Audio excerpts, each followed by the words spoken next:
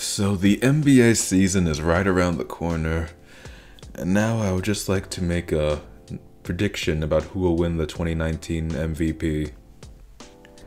Throughout the offseason, the two guys I've been hearing get the most buzz over the award are LeBron James and Anthony Davis. You see, when it comes to the MVP award, something I think people constantly overlook is the fact that an overwhelming majority of players who've been MVP were on a top 2 seeded team in their respective conference.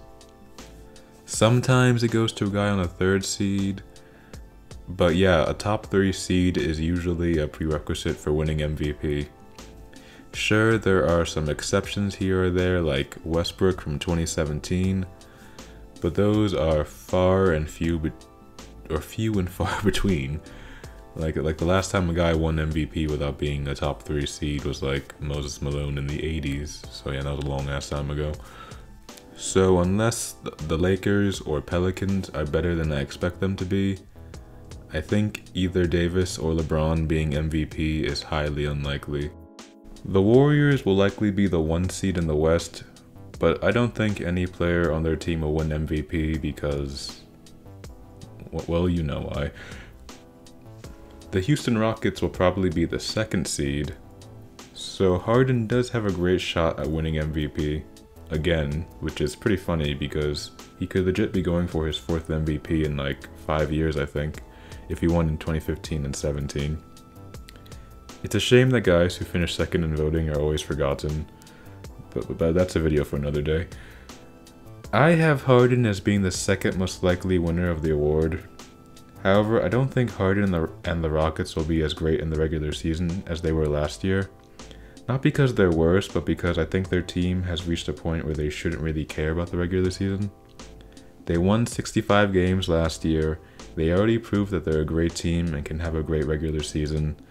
They should focus on the postseason.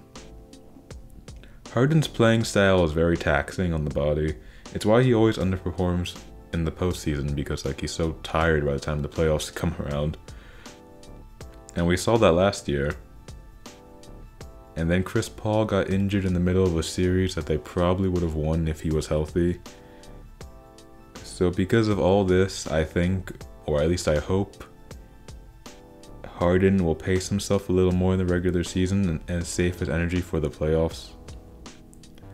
Another possible MVP winner is Kyrie Irving, because the Celtics will also probably be a top 2 seed, probably number 1 in their conference.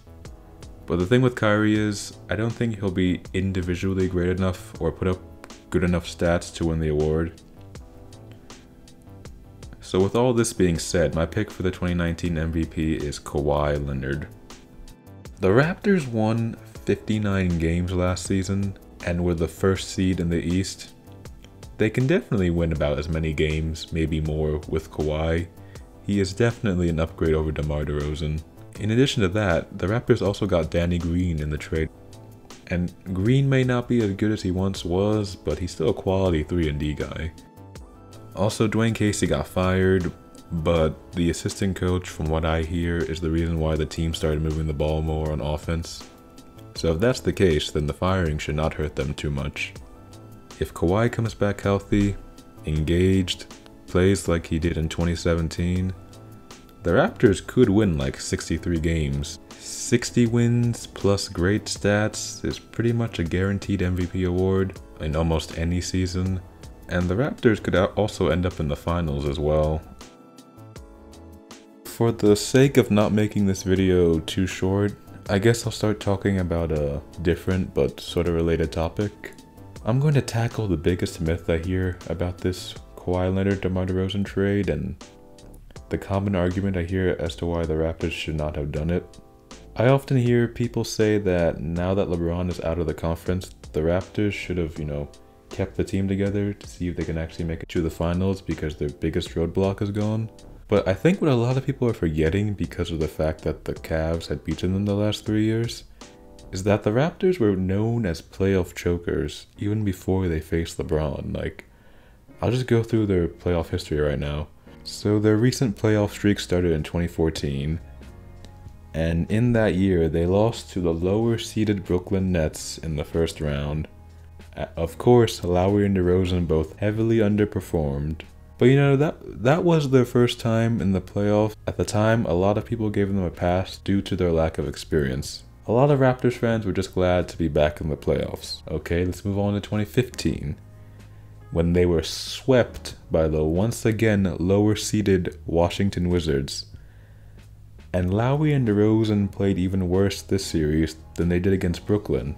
So in 2016, the Raptors actually did make it to the conference finals. Despite that, there was still a lot of choking going around. They went to 7 games with Indiana and Miami, 2 teams they should have dealt with much easier than that.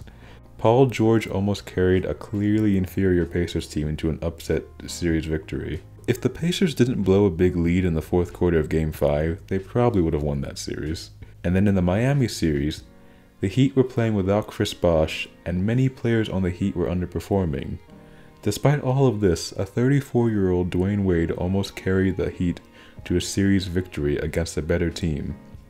And much like Indiana, if Miami didn't blow a big lead in the fourth quarter of Game 2, they would have been up 2-0 and most likely would have won that series. I'll give credit where credit is due and say that Lowry and DeRozan both played better in the 2016 playoffs than they did the previous 2 years.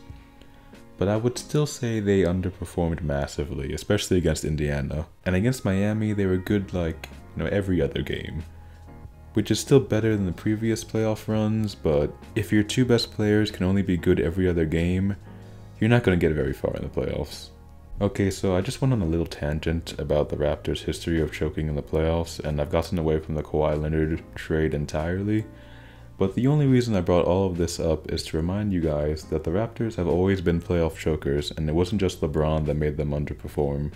So just because LeBron is out of the conference doesn't mean the team would have had any chance to get any further.